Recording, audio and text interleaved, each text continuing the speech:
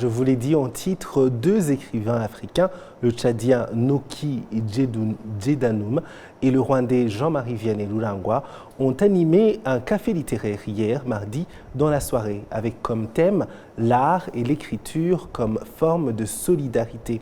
Au cours des échanges avec le public, les deux écrivains sont revenus sur l'extraordinaire expérience qu'ils ont vécue il y a 26 ans en participant au projet des artistes africains Écrire par devoir de mémoire. Le reportage de Patrick Nilidandi. En juillet 1998, soit 4 ans après le génocide perpétré contre les Tutsis, qui avait fait plus d'1 million de morts dans l'indifférence générale, sous l'impulsion du Festival de littérature négro-africaine, Festafrica, basé à Lille en France, et grâce à la production de la Fondation de France dans le cadre de son programme Initiative d'artistes et à la disponibilité des autorités politiques rwandaises, un groupe d'écrivains africains se sont donné rendez-vous au Rwanda pour une résidence d'écriture portant sur la mémoire de ce génocide. L'objectif des écrivains engagés dans cette initiative intitulée Rwanda, écrire par devoir des mémoires est à la fois de témoigner de leur solidarité morale envers le peuple rwandais et de rompre le silence des Africains. Chacun d'entre eux s'est donc engagé à produire une œuvre de fiction à la mémoire de ces crimes contre l'humanité. 30 ans après le génocide, malheureusement, malgré l'appel au plus jamais ça, l'idéologie du génocide continue de faire son chemin, d'où la nécessité de poursuivre avec une pédagogie de la société contre la négation et le déni du dernier génocide du XXe siècle. Comment l'écriture peut contribuer à lutter contre le négationnisme? Parce que le négationnisme s'exprime. De quelle manière le négationnisme s'exprime? Le négationnisme s'exprime à travers les médias, à travers l'écriture. Voilà, voici les canaux que le négationnisme emprunte pour s'exprimer. Alors, pour contrer le négationnisme, il faut repasser par ces canaux. Ces canaux qui sont l'écriture, donc au sens large du terme, la littérature, le théâtre, le cinéma, etc., etc. Ça permet de trouver les mots justes, de poser les mots qu'il faut, la quête de vérité. Aujourd'hui, les choses sont établies. On n'est plus dans le doute ou dans les tergiversations comme il y a 30 ans où on se posait encore des questions, double génocide, ceci, cela. Aujourd'hui, on a tous les matériaux juridiques, etc.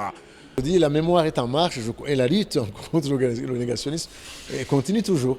Donc moi, depuis 1998, je continue. J'ai publié beaucoup de choses, des articles, des livres, des poèmes, des slams, des pièces de théâtre, toujours pour perpétuer la mémoire du génocide des Tutsis du Rwanda et de combattre à travers justement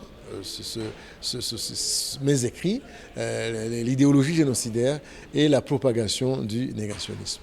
Au cours de ce nouveau siècle, les jeunes lisent de moins en moins et préfèrent les nouvelles technologies et les médias sociaux pour s'informer. D'où la nécessité pour les artistes et autres écrivains de s'adapter car le processus est devenu irréversible. Il n'y a pas que des jeux. Quand je prends ma journée de 5h du matin à 22h, j'ai le téléphone. Alors, j'ai trouvé un peu de temps pour lire, mais attends, on est là, on dit les jeunes sont accrochés aux nouvelles technologies. Mais nous, les parents, même, nous avons le téléphone. Ça veut dire quoi? Le monde a changé. Il y a une nouvelle façon de voir le monde.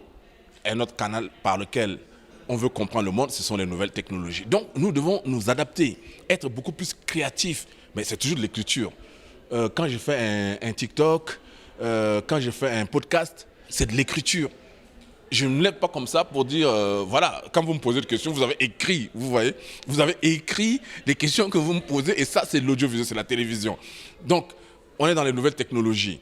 Ça veut dire qu'il faut s'adapter, être créatif et le Rwanda est, de ce côté-là aussi, le Rwanda est à la pointe avec les nouvelles technologies. Je pense qu'il faut travailler dans ce sens. Il parle de la résilience du peuple rwandais parce que justement, comme je le disais, le Rwanda c'est comme le phénix qui revient de ses cendres.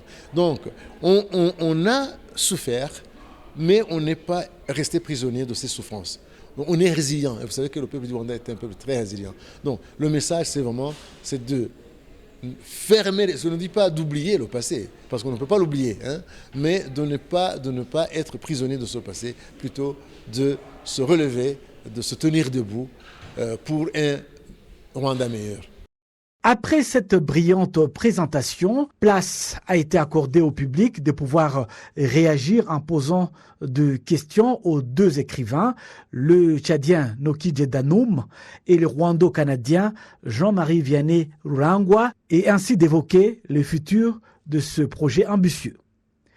Son concepteur, Noki Djedanoum, a indiqué que Rwanda, écrire pour le futur, devait être le moteur de l'avenir de ce projet qui avait réuni en 1998 10 écrivains africains sur les collines du Rwanda.